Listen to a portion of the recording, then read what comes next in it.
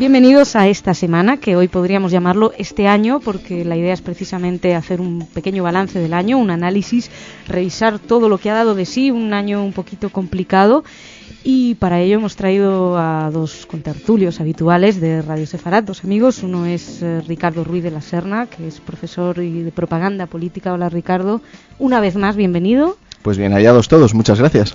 Gracias a ti por venir. Y otro es nuestro cineasta Federico Eines. Hola, Federico. Hola. El año empezó realmente, hay que recordar que el 2005 terminaba con una gran esperanza, que era aquella desconexión que había realizado Ariel Sharon, y el año 2004 empezaba con un mazazo, una gran incertidumbre, que era la enfermedad de Ariel Sharon, que entraba el coma el 2004. 2005. El 2005 fue la desconexión, y el 2006 empezaba el 2006. Es que yo voy como los cangrejos de los que hablamos antes, Fede, al revés. Cangrejos del Mar Muerto. Sí, los cangrejos del Mar Muerto. Bueno, el 2006 empezaba con el coma de Ariel Sharon y todo lo que ello suponía. Ehud Olmert se convertía en ese momento en primer ministro, con muchísimas incertidumbres, como decía antes. ¿Cómo lo visteis, Federico, que en el momento de la enfermedad de Ariel Sharon? Yo creo que el momento ha sido un año realmente crítico, ¿no? El peso de los acontecimientos ha sido sideral.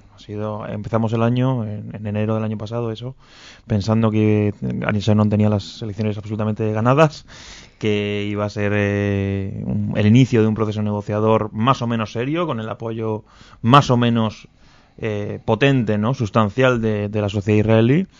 Y ya en el momento de que se produjo su coma, en mi opinión, yo me incluyo entre los que pensábamos que estábamos ante un verdadero problema, ¿no? Similar al de la muerte de Rabin en su momento. En Israel hay cosas que solo las pueden hacer determinados líderes, no ya partidos, ¿no? Se votan a personas individualmente que generan una confianza, que generan una esperanza, no un proyecto.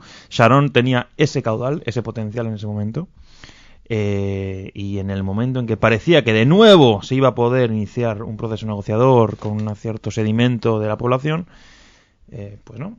Pero la mala suerte empezó desde entonces. ¿No es peligroso para una democracia, Ricardo, lo que está comentando Federico, que una sola figura, un líder detenga tanto poder y como que todo el futuro de este país dependa de una sola figura? Yo creo que lo que sucede es que la sociedad israelí ha sido capaz de apoyarse no únicamente en una figura que indiscutiblemente era importante, sino en una forma de entender un proyecto político, y de hecho, bueno, pues esta es la idea de la formación política Kadima.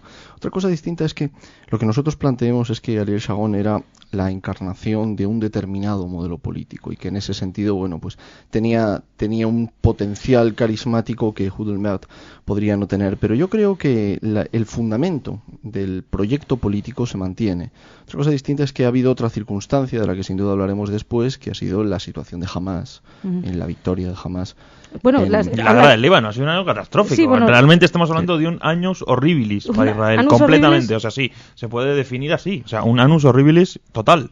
El año empezaba con el conflicto palestino, no con el conflicto Hezbollah. Sí. Aunque existía, es decir, lo que detenía toda nuestra atención era cómo iba a hacer Israel para su retirada, para una desconexión completa, el plan de convergencia, toda esa ese abandono de ciertas zonas que eran lo que tú decías, una propuesta de paz y de diálogo por fin. Mencionabais recientemente una más, claro. Sí, una más, pero las propuestas por sí mismas no tienen ningún valor en tanto no poseen un apoyo social, y la única persona capaz de proponer un plan de paz moderado, realista, negociador y con apoyo social detrás, en ese momento era Ariel Sharon. O sea, él, precisamente por su pasado nacionalista, justo en ese mismo caso de Rabin, o sea, lo que posibilitó que firmara los pactos de Oslo o que Sharon tuviera apoyo, tuviera quórum para poder llevar adelante un proyecto de negociación de renuncias importante, es que nadie dudaba del nacionalismo de este líder, ¿no? Y un poco, si quisiera señalar algo, no creo que sea tanto una cuestión de también, ¿no?, del proyecto político que Sharon encarnaba, pero sí hay factores completamente inconscientes en el apoyo que se tiene hacia ciertos líderes. Es decir, a la gente le pasa que apoya. Yo he pasado de odiar a Ariel Sharon a muerte a apoyarlo. en pocos meses. Y esto me ha pasado a mí y a muchos otros. Es decir, y ha sido un proceso bastante colectivo. Ese nuevo líder con potencial de aunar, digamos, lo más moderado de la izquierda y de la derecha, parecía él en ese momento, ¿no? Yo creo, es indiscutible que en la política hay un elemento irracional, ¿no? Y muchas veces Sharon era el elemento irracional. No, me refería que a la reacción del apoyo a un líder que de repente bascula, claro. Y pasa a ser una adhesión ferviente, ¿no? Y cuando se estudia, yo recuerdo que esta es una de las lecciones que a los alumnos más les llaman la atención, el por qué votamos como votamos, ¿no? La cantidad de variables que hay y que no tienen nada que ver con opciones que pudiéramos considerar racionales, incluso con el análisis económico del racionalismo, de la racionalidad del consumidor, que a menudo no es tal, ¿no?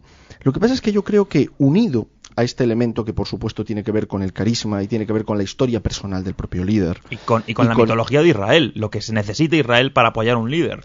Pero yo creo que además de esto hubo otro elemento importante, y a mí me parece que es de justicia valorarlo, que era el enorme esfuerzo que la sociedad israelí estaba haciendo en relación con el plan de desconexión. No únicamente antes, sino durante la desconexión. Bien, el esfuerzo no únicamente económico, el esfuerzo emocional, ser conscientes de que se estaba sacrificando mucho.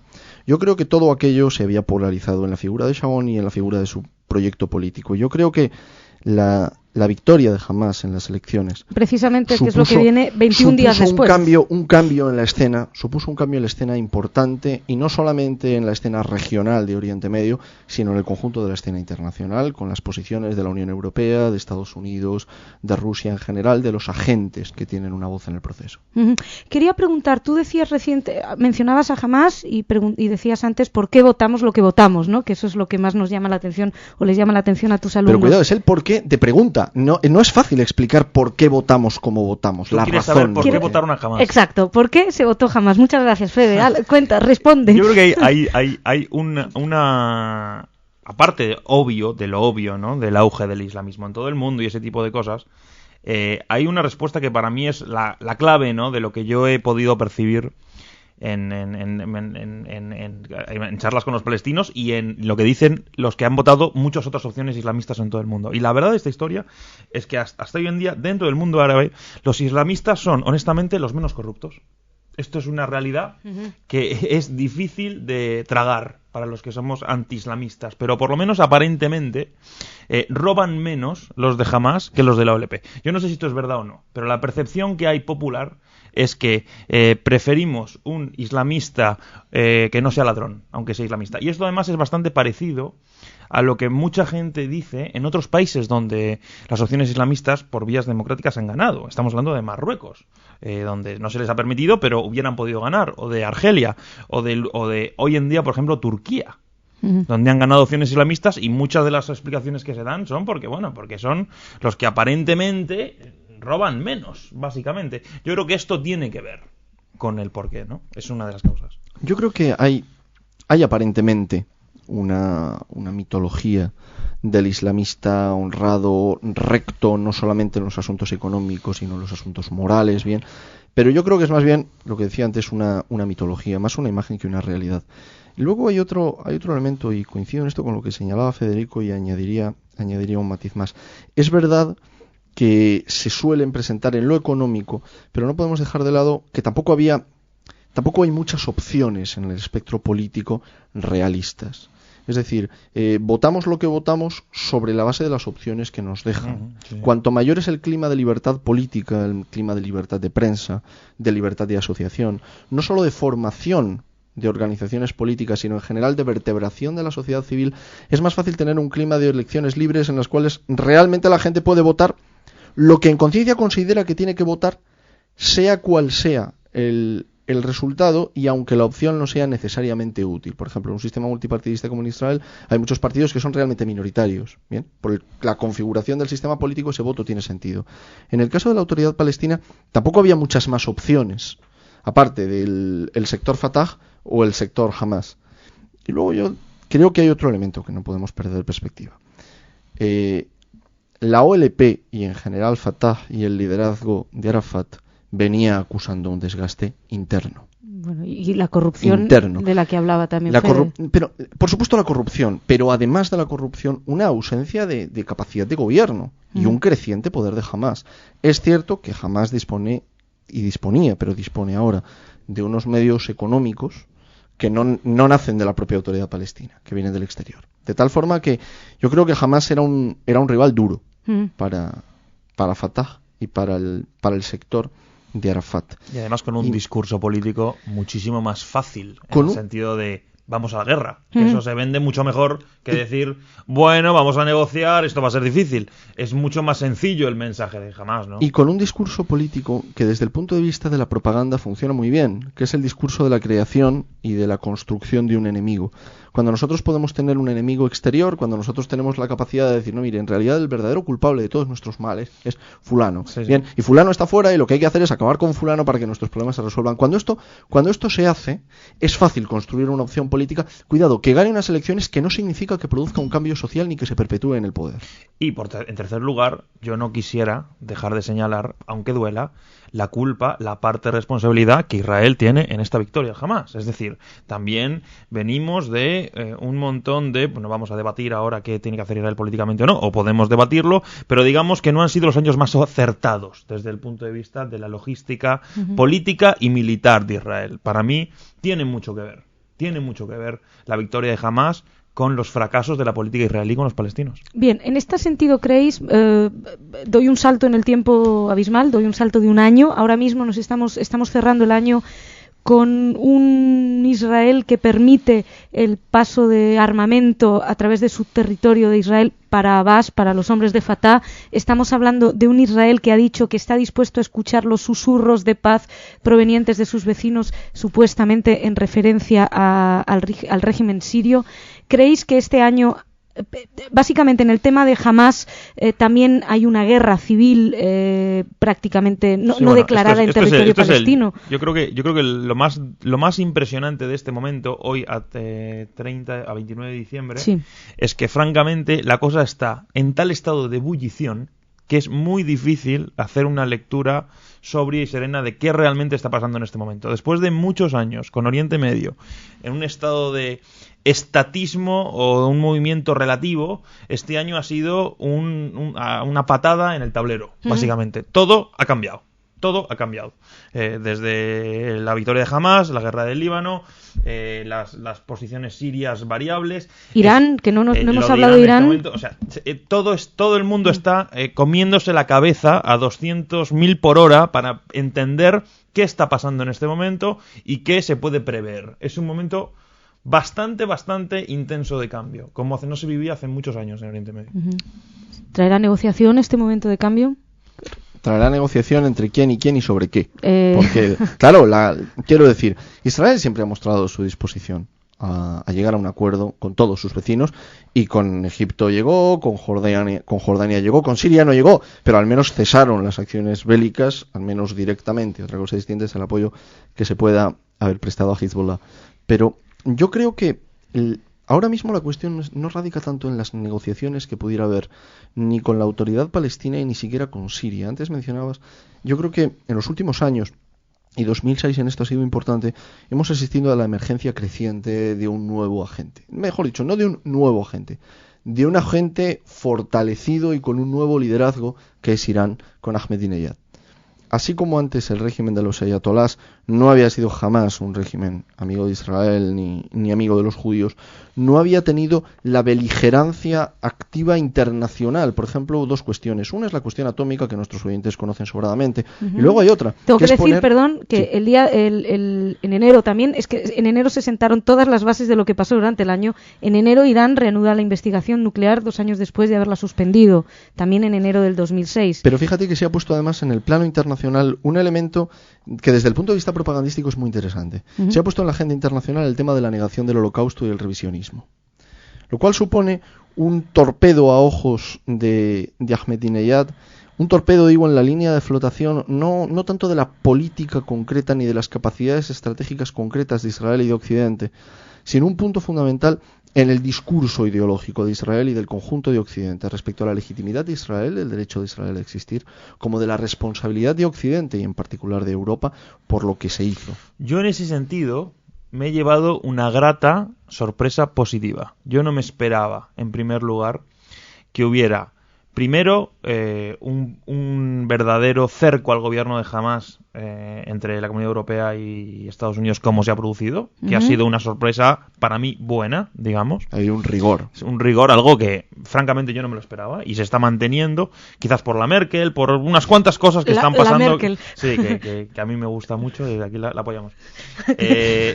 Aparte de eso, es cierto que aún así yo diría, te quiero decir, ¿no?, que mi lectura, siendo limitada por supuesto, es que Irán se está postulando al liderazgo del mundo árabe y, como todo candidato, en la campaña electoral se basa en denostar, amenazar, destruir y acusar a Israel de todo. Quien mejor lo consigue y mejor lo explica, más apoyo tiene en el mundo árabe. Y está claro que en este momento Irán está intentando liderar el mundo árabe. Yo no sé cuánto de toda esta historia tiene mucho más que ver con política interna árabe que con una verdadera amenaza estratégica contra Israel. No lo sé, simplemente me parece que también hay que tener los ojos ahí. Sí, me parece que Irán obviamente tiene mucho que ver con la guerra del Líbano del verano y con el apoyo a Hezbollah y todo eso que ya sabemos, pero a ese nivel, ¿no? Dentro de ese escenario. No sé si está buscando armar misiles nucleares y tirarlos a Tel Aviv. No lo sé.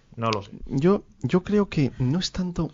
Es decir, es verdad que Irán quiere ganar un liderazgo. Yo no diría tanto que en el mundo árabe, que yo creo que Egipto, en cuanto país de lengua árabe y de tradición, tiene más bazas, sino un liderazgo en el conjunto del mundo musulmán, de la Umma. Musulmán, sí, tienes razón. E incluso si no fuera un liderazgo espiritual, puesto que lo tiene difícil al competir con Arabia Saudí y los santos lugares de Mecca y de Medina, pero sí puede tenerlo en el plano internacional, en el sentido de convertirse en el interlocutor y en la voz de los musulmanes, ¿no? La famosa teoría de la bomba atómica musulmana, al igual que hay una bomba atómica que se asocia con otras religiones en el discurso iraní. Lo que pasa es que yo creo que, así como es verdad que ha habido esa unanimidad, yo creo que no hay tanta diferencia entre la política interna de los países de la Umma, de los países de mayoría musulmana, y la política internacional, precisamente por la cohesión que a veces tratan de mostrar. Es verdad que es una cohesión nunca lograda por completo, siempre hay voces discordantes en el seno de los propios países de la Umma, pero yo creo que Irán sí está intentando hacer eso. Que eso tiene una dimensión de política interna, por supuesto, dentro de los propios países, la desestabilización de ciertos regímenes, etcétera, pero creo que tiene también una dimensión internacional, que es la de decir, mire, Irán va a liderar en el plano internacional la posición de los países musulmanes respecto a las grandes cuestiones globales, a las cuestiones que afectan a todo el planeta. La energía, la legitimidad histórica y lo que sucedió. No olvidemos que también el Consejo de Seguridad de la ONU trata de fundamentar la legitimidad histórica de quienes tienen derecho a veto sobre los países que más bajas tuvieron durante la Segunda Guerra Mundial, como estamos hoy más allá, iba a decir la primera. Ya ves, el grado de perjuicio que ya tenemos hoy en Radio Sefarad es contagioso esto que tú me traes. Sí, dentro de lo que estabais diciendo quería mencionar. Primero, le salió mal a Ahmadinejad de cara a política interna porque perdieron las elecciones estas iraníes, los ultraortodoxos perdieron las elecciones, ganaron los reformistas, no exactamente los reformistas, los conservadores. Sí, los menos islamistas. Los menos islamistas. Los un poco menos. Los del medio, ¿no? Sí. De alguna manera se va como moderando, no le salió bien, no aunó a todo el mundo en contra de Israel como era su voluntad.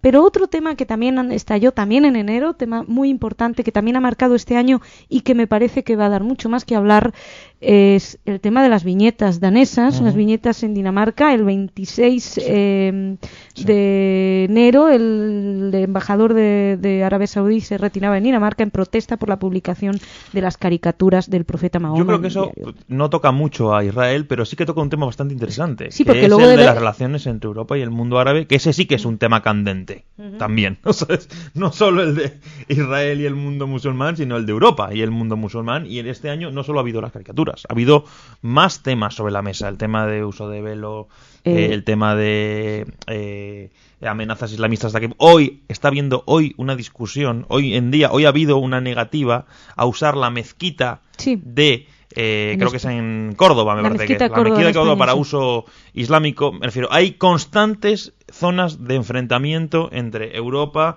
y el mundo islamista, sin hablar de lo que está pasando en Somalia. O sea, bueno, Somalia ya es también. Directamente me refiero que creo que eso pone sobre la mesa el dilema moral en que está Europa, de cómo enfrentar, desde dónde enfrentar el problema del fundamentalismo islámico. Y yo creo que aquí hay un debate muy abierto, muy candente y con posturas muy contradictorias dentro de Europa.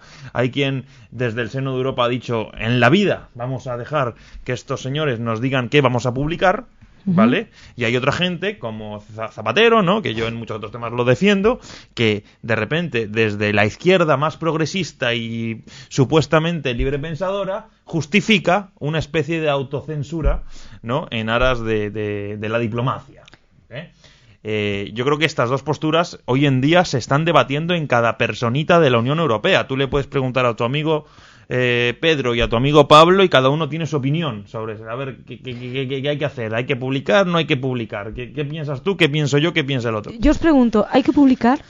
Yo sí pienso que hay que publicar lo que sea y no rebajarse un pelo. Ahora, es cierto también, y esto me duele decirlo porque yo defiendo posturas evidentemente de izquierdas, bueno, no evidentemente, pero defiendo posturas de izquierdas, que la gente que ha publicado las viñetas lo hacía en un periódico bastante poco amante de lo árabe en general, ¿vale? Hay que contextualizar también un poco qué significado tiene una determinada viñeta en un determinado medio, ¿no?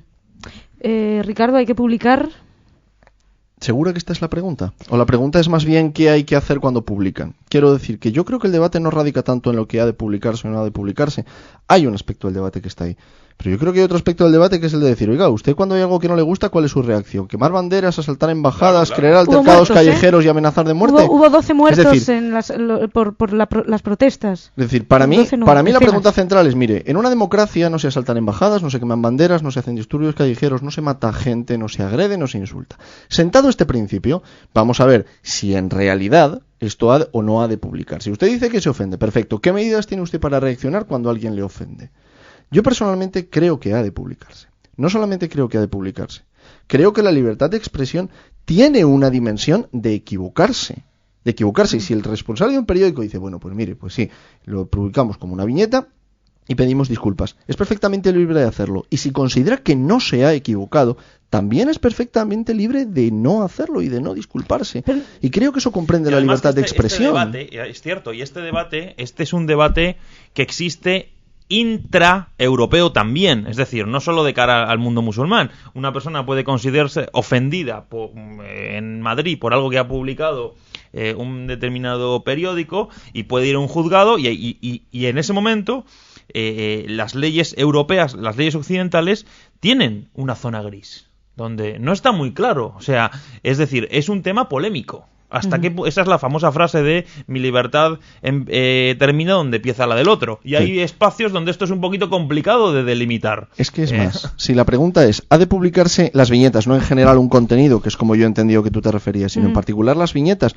Yo te diría, mira, yo creo que hay cosas con las que el humor puede tener un límite. Bien, puede tener un límite. Decía Bertolt Brecht que donde termina la risa empieza el campo de concentración. O sea que yo al humor creo que hay que dejarle un espacio bastante amplio, pero admito también que puede haber limitaciones. Bien. Lo que tengo clarísimo es que si uno considera que tiene que haber limitaciones, la solución no es la violencia. La solución es decir, mire, de entrada yo voy a pedirle a todas las personas que compran su periódico que dejen de comprarlo si usted no rectifica. Por ejemplo, una campaña de lobby al estilo estadounidense. Dejaremos de comprar sus productos si usted no rectifica. Perfecto. Docenas de cosas que se pueden hacer sin necesidad de recurrir a la violencia. ¿Creo que merecía este periódico en concreto una campaña de lobby? Creo que no. ¿Por qué? Porque las viñetas no iban contra el profeta, iban contra el terrorismo. No contra el profeta. Bueno, ellos lo interpretaban así, digamos, también. Pero la intención del periodista no era en absoluto ofender al profeta. Era atacar al terrorismo. De todos modos, si somos completamente sinceros, perdón. Sigue, perdón. No. Quería terminar diciendo que nosotros nos podemos plantear, y creo que es un debate importante, si tiene que haber límites. Hemos asistido a cómo a lo largo de la historia los medios de comunicación se han equivocado y han arruinado vidas y han ofendido a personas, y de la misma manera que nos ofendemos cuando se hacen bromas sobre otras cosas, creo comprensible que haya personas que se ofendan por unas viñetas en las cuales aparece el profeta Mahoma. Bien, creo que esto es comprensible. Pero creo también que hay un debate previo y mucho más importante, que es el debate de decir, oiga, cuando a usted algo no le gusta, ¿usted qué hace? ¿Usted va y le rompe la cara al que ha hecho? Creo que este debate es el realmente central, donde nos estamos jugando las democracias, la supervivencia o no. Perdón, nos hemos vuelto también un poquito locos. Estoy recordando el montaje en la ópera de Berlín, que se censuró porque salía una ópera de Mozart. Sí, pero el tema es muy complicado, en el sentido de que, vamos a ser honestos, ¿vale? Seamos Cuando honestos. en Europa hay leyes, ¿vale?, que penalizan la propaganda nazi, nadie de nosotros sale a decir que eso es recortar la libertad de prensa. Estamos de acuerdo totalmente. Es decir, ¿y quién decide? ¿Quién decide qué temas son lo suficientemente sensibles e importantes como para que sí generen una ley y los que no? Porque ellos argumentan, no sin cierta razón, que ¿por qué es un delito hacer alegoría del nazismo y no es un delito hacer una caricatura de Mahoma? Y es difícil argumentar por qué una cosa sí y otra no. Seamos sinceros desde tu sensibilidad de persona judía que está absolutamente sensibilizada con la historia judía y el Holocausto. Pero ese no es el fruto, el origen de la legislación internacional. La legislación internacional tiene que tratar con igualdad a la sensibilidad del judío superviviente del Holocausto y la del musulmán iraní. ¿Y cómo haces para unar, ¿vale? En una legislación, digamos, en un intento de equilibrar las cosas, todas las sensibilidades posibles. Pero ¿por qué lo que es muy difícil, es decir, a ver, hay que entender también, o sea, yo creo que en cualquier caso hay que defender la libertad de expresión. En cualquier caso, este es mi posicionamiento frente a esta polémica. Pero es indudable que nosotros, ante otros hechos diferentes, que medimos con una vara distinta y con un rasero distinto y les otorgamos nosotros una importancia distinta, actuamos de manera distinta. Yo creo que no hay ningún derecho de los que nos ocupan, cuidado, que podamos decir que es ilimitado. Creo que también la libertad de expresión tiene algunos límites. Creo de todas maneras que sí hay un criterio. La negación del Holocausto, por poner un ejemplo, ¿contribuye a la formación de una opinión pública plural y libre, que es uno de los criterios que da el Consejo de Europa para ver si estamos ante un ejercicio legítimo de la libertad de expresión? Yo creo que el tema de las viñetas de Mahoma aquí sí tiene un punto débil. Quiero decir, ¿contribuía a la formación de una opinión pública plural y libre? Esta mezcla de la libertad de expresión y de creación que eran las viñetas, insisto. Tú fíjate lo etéreo del criterio que me están dando. O sea, es uno de ellos. Si lo aplica a Mohamed le parece que no, y si lo aplica a José Pérez le parece que sí. O sea, claro, es una cosa totalmente abierta y. Pero es que a propósito de la libertad de expresión, cuando las propias lenguas, los propios usos del lenguaje, nos muestran que son radicalmente distintos entre dos civilizaciones, si utilizamos la terminología, como pueden ser el Islam por una parte y Occidente por otro. Si vemos las propias diferencias que hay en el uso del lenguaje, que a partir de la Ilustración se produce, cuando hay palabras que se desacralizan y se comienzan a utilizar con total normalidad, un fenómeno que en el Islam no se ha producido. Nadie utiliza de forma baladí palabras como los nombres de Dios, por ejemplo. Bien, de esta manera yo creo que no podemos perder de perspectiva la interpretación cultural. Pero creo que no tenemos que focalizar el debate en si se deberían o no se deberían haber publicado las viñetas. Yo creo que es más bien, ¿qué tiene que hacer una persona en democracia cuando está descontenta con algo que se publica? O de otra manera, o si no, yendo más allá, ¿qué hace Occidente para lidiar y gestionar las relaciones con el mundo árabe en aquellos lugares donde hay un desencuentro radical? O sea, o que hace evidentemente, o que hace el Islam. Claro, quiero decir que ¿cómo nos las arreglamos, digamos, en este momento para ir hacia la teoría de la guerra global entre Oriente y Occidente, o ir hacia el lado zapatero de alianza? Me refiero, todo esto está en el mismo área de choque cultural entre Occidente y el mundo islámico, y de ver cómo se hace para gestionar esos lugares de choque de la manera menos sangrienta, creo que responde a una misma problemática principal. Es que mundial, creo que aquí la reciprocidad es capital. Es decir, en la medida en la que un judío no puede llegar y abrir una sinagoga en Riad, tampoco parece muy sensato el decir, oiga, mire, nosotros queremos abrir mezquitas donde nos apetezca, y en Israel se puede abrir una mezquita. Bien, nos quedamos con eso, que en Israel se puede abrir una mezquita para Por seguir, ejemplo. por ejemplo, para avanzar, sobre todo porque quien va a tener un choque voy a ser yo con mis jefes, como siga alargando el debate más. No podemos despedirnos sin hablar de la guerra de Israel contra Hezbollah. Dime, ¿qué ibas a decir? No, lo que quería era así, volviendo un poquito a Israel, porque nos hemos desviado bastante de Israel. Pero han sido los temas de este Los temas de año, desde luego. Sí quisiera decir que, digamos, en este momento de cambio hay evidentemente tres focos, ¿no? de los que podríamos hablar. Está la cuestión palestina, ¿no? ¿Cuál va a ser el devenir de qué va a pasar con ellos? El Líbano y Siria. Uh-huh. El Líbano, como lo decía yo. En los tres temas, en este momento, estamos en un momento muy delicado. Vale. Ricardo, la guerra ha quemado, por decir de alguna manera, mucho al primer ministro. Hay un descontento en Israel. Yo no diría tanto que ha sido la guerra así en abstracto, cuanto a algunas cuestiones que se han suscitado a propósito de la guerra. Recordemos que el apoyo de la opinión pública israelí a la intervención en el Líbano era muy elevada, incluso después de los sucesos de Kfar Kana, incluso después de esos sucesos. De tal forma que yo no creo que sea tanto el enfrentamiento armado. Creo que sí ha sido más bien cuando la gente salió de los refugios y empezó a preguntar, oiga, ¿qué se hizo? Y se empezó a ver que sí podía haber habido fallos, no tanto, o errores, no tanto en el conjunto de las decisiones estratégicas, sino más bien en decisiones tácticas, ¿no? El famoso debate de si se tenía que haber hecho de inmediato una intervención por tierra o si era suficiente una guerra simplemente aérea, etcétera. Yo creo que eso sí ha podido debilitar algo la posición de Olmert. Lo que ocurre es que no nos podemos olvidar de que la sociedad israelí tiene esa capacidad de elasticidad, de ser enormemente crítica en el plano interno, pero enormemente sólida en el plano externo, y los mismos en la guerra del 82 iban a invadir por la mañana, por la tarde se estaban quejando e iban diciendo que aquello era un desastre y que aquella guerra tenía que cesar, y había manifestaciones, ¿no?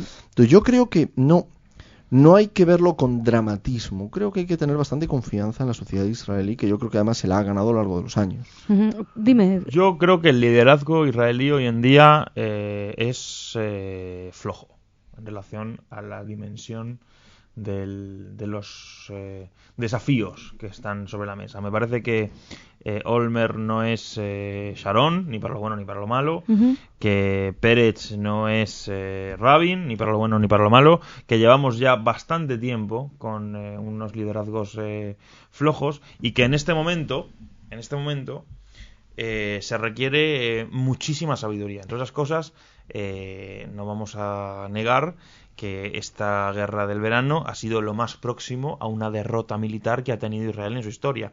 Y esto implica un replanteamiento de todo el gasto militar, de la lectura estratégica de las posibles intervenciones del futuro, de la lectura del mapa de Oriente Medio de nuevo. Todo un replanteamiento que lo va a tener que hacer un liderazgo importante. O sea, se juegan cosas muy importantes en los próximos años que no se jugaban en Israel hace muchos años. Bien, pues este replanteamiento y sobre todo esta sabiduría que dices que va a hacer falta es la que vamos a pedir al 2007, no solo para Israel, sino también para nosotros. Y muchísimas gracias, Federico Enes, Ricardo Ruiz de la Serna, por despedir el año y recibir el nuevo con nosotros. Señoras, señores, muchísimas gracias a ustedes por su atención. Los esperamos el año que viene, que tengan un excelente 2007 en nombre de todos los que hacemos Radio Sefarad. Gracias.